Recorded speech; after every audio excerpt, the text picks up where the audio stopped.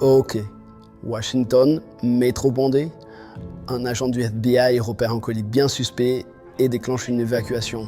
Mais la bombe explose, fait des blessés et un mort. Le coupable, c'est lui. Peter le suit et dans le fight, il capte un détail. Un tatouage de serpent sur son abdomen. Et c'est comme ça que démarre The Night Agent.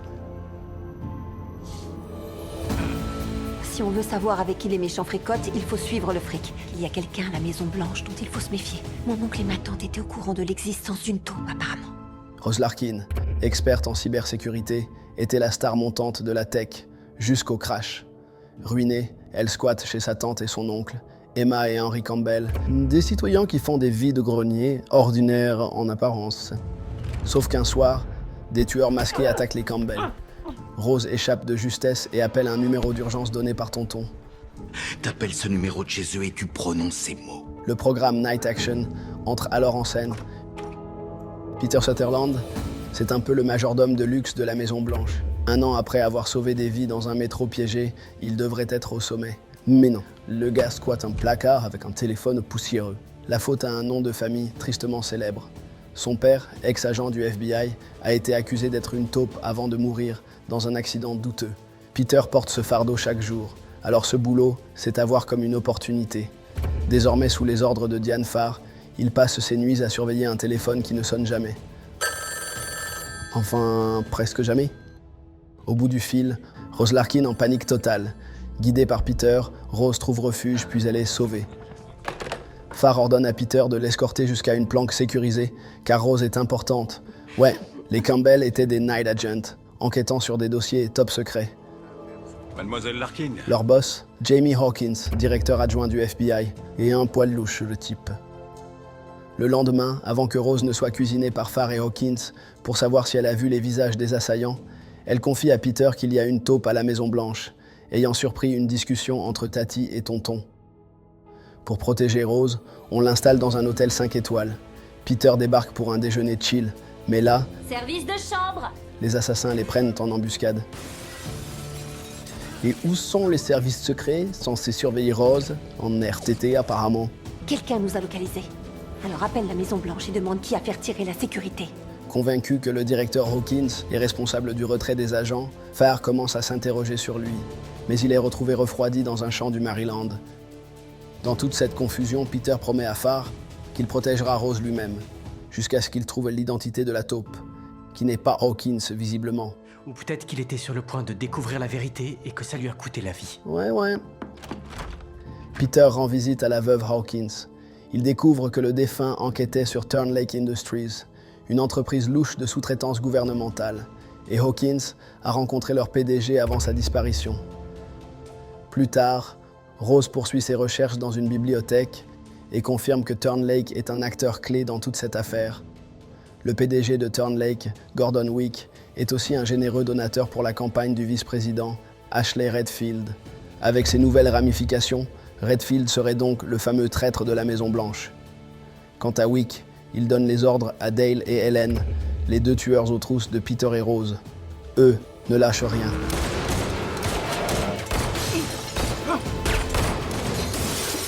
Dale, c'est le type stoïque, méthodique et silencieux. Helen, en revanche, est une bombe à retardement, bien fêlée et adepte des perruques. La meuf se prend pour Jennifer Garner dans Alias, la pauvre. Leur duo, c'est un peu les Bonnie and Clyde, version détraquée. On a retrouvé un disque dur leur appartenant et certains fichiers nous ont conduits jusqu'ici. Rose et Peter cherchent où les Campbell auraient pu cacher des preuves cruciales. Réponse, une cabane perdue en forêt. Bingo, un disque dur crypté, révèle que les Campbell enquêtaient sur l'attentat du métro. Je crois pas. Non, 2781, c'est le numéro de la rame de métro dans laquelle j'étais, celle où ils ont mis une bombe. Comment ça se fait que ton oncle et ta tante enquêtaient là-dessus? J'en sais rien, il faut d'abord que je décrypte le code et pour ça, il me faut un logiciel en béton.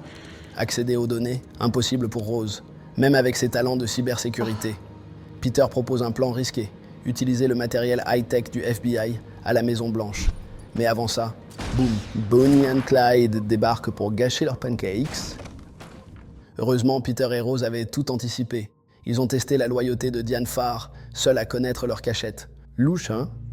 Peter retourne ensuite à la Maison Blanche avec le disque dur des Campbell, pendant que Rose s'installe dans un dîner pour manger des frites.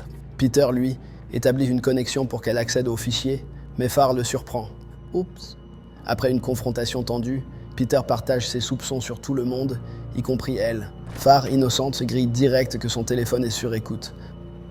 Je suis là pour vous aider. Ensemble, ils rejoignent Rose dans un motel et un accord est scellé. Farr les laissera poursuivre l'enquête tout en limitant leur échange pour des raisons de sécurité. Pendant ce temps, Farr s'occupe d'obtenir le feu vert officiel de la présidente des États-Unis, Michelle Travers.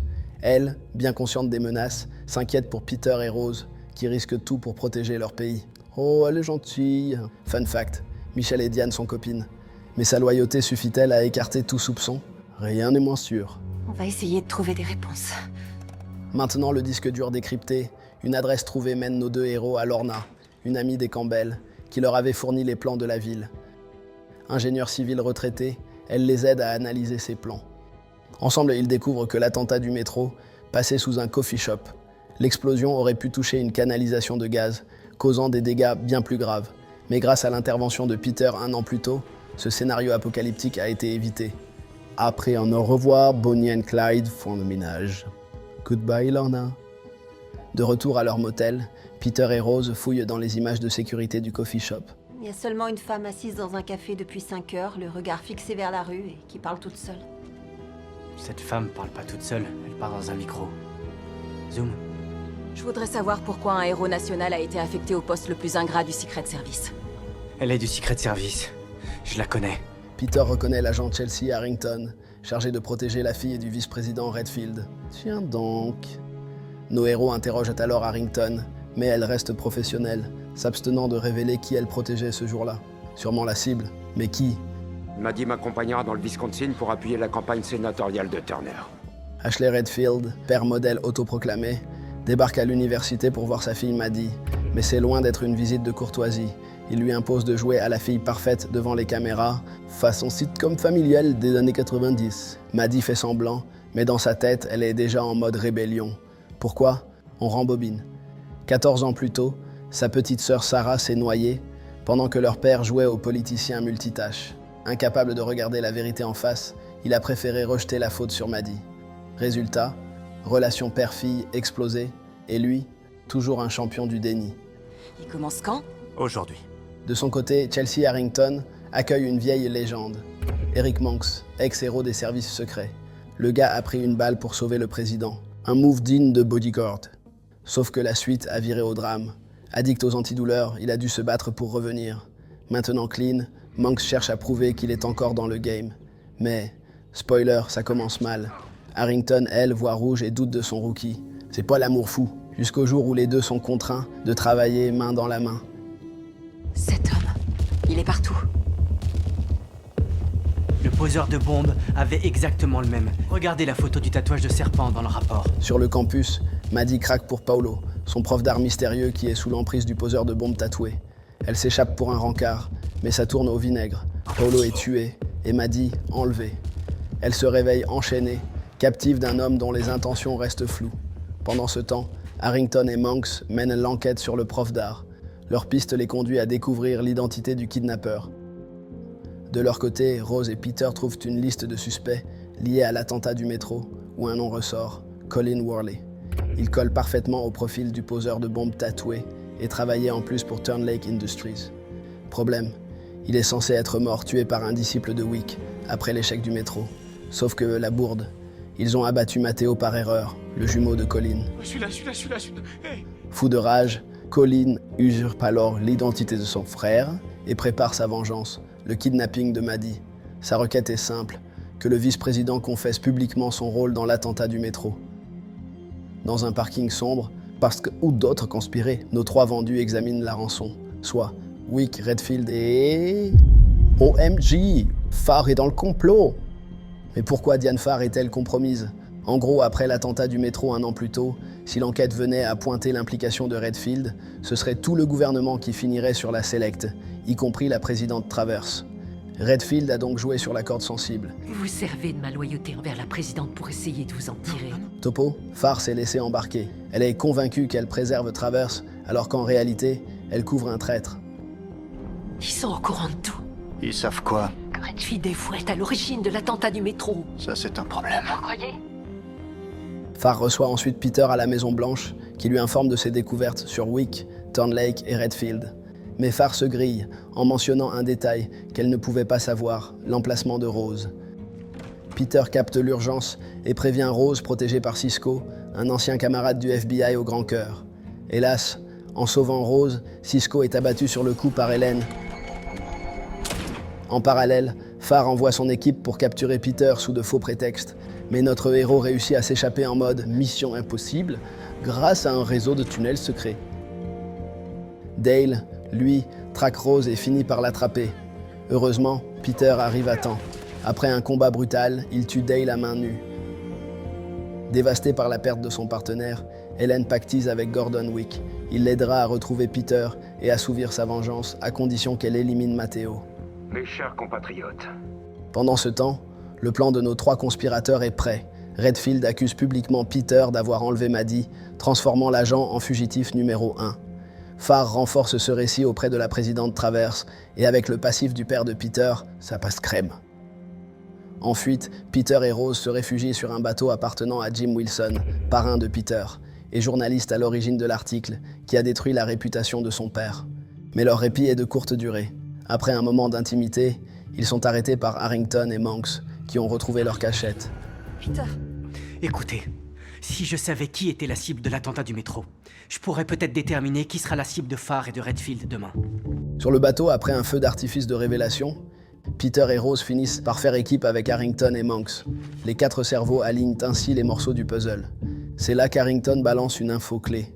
La nuit de l'attentat du métro, elle protégeait Omar Zadar, un politique étranger soupçonné de terrorisme. Et boum, la cible initiale de l'attentat, c'était lui. Et là, une nouvelle vidéo de rançon de Maddie est envoyée sur le portable d'Harrington, cette fois-ci. Digne d'un film d'espionnage, Maddie a réussi à piéger Matteo en lui faisant enregistrer cette vidéo. Sauf qu'elle y glisse des indices sur sa localisation. Maline. Direction le chantier portuaire pour sauver Maddie. Entre-temps, l'ado badass réussit à se libérer et à prendre la fuite. Matteo, lui, se fait capturer. Et Peter compte laver son nom. Mais son espoir s'effondre quand Hélène, en mode sniper, l'abat. Les balles fusent, et Monks finit lui aussi par être touché. Oh non! Juste quand Harrington commençait à apprécier son partenaire. Et voilà, bam! Monks nous quitte. Petit moment d'émotion garanti. Mais Hélène n'en a pas terminé. En mode vendetta, elle braque son viseur sur Peter. Sauf que Rose débarque et... Ouch! La meuf l'a poussé d'une violence. Game over pour Bonnie and Clyde. regarde le badge. C'était bien Farr. C'est elle qui a pris les photos du classeur. C'est une preuve irréfutable. Chez les Redfield, le vice-président savoure le retour de Maddie, saine et sauve. Mais Maddie, elle, connaît toutes les petites magouilles de son père maintenant. Et la pilule ne passe pas. Avec l'aide d'Harrington, Maddie prépare sa rébellion. Elles deviennent ainsi une menace directe pour notre trio de conspirateurs. Harrington joue serré. Elle remet son rapport de mission à Farr et au nouveau directeur du FBI, Willett. Elle en dit assez pour paraître transparente, mais garde ses cartes maîtresses pour elle. Ensuite, en fouinant dans le réseau des services secrets, Harrington découvre qu'Omar Zadar arrive aux États-Unis. Zadar doit rencontrer la présidente Travers pour discuter d'un projet politique. Ce que Farr ignore, c'est qu'un nouvel attentat est prévu, avec Travers dans la ligne de mire. Redfield prévoit de supprimer la présidente pour prendre le pouvoir. Monsieur le Président? Et ouais, ce gars complote pour s'asseoir dans le bureau ovale depuis le début. Quelle surprise! De leur côté, Peter et Rose poursuivent leur quête de preuves concrètes. Cachés chez ce bon vieux Jim, Rose pirate le téléphone de feu Hélène et découvre des clichés compromettants sur les dossiers des agents Campbell. Soupçonnant Farr d'en être à l'origine, nos héros cherchent la preuve dans l'appartement de Valérie, son assistante. Bingo! Les registres montrent que Farr a utilisé son badge pour entrer et prendre ses photos, l'alliant directement au meurtre des Campbell. Armés de ces découvertes, Peter et Rose confrontent Farr, qui tentait de se faire la belle, consciente que la situation tourne mal pour elle. Quoi? Annulez tout, Farr! Je suis sérieuse. Pourquoi vous pensez qu'il vise Michel? Farr joue alors son ultime carte. Elle promet d'aider Peter et Rose à entrer à Camp David pour sauver Travers. Leur objectif commun, pour une fois, est clair. Et pendant que tout ça se trame, Maddie et Harrington, sous les ordres de Redfield, se dirigent aussi vers Camp David.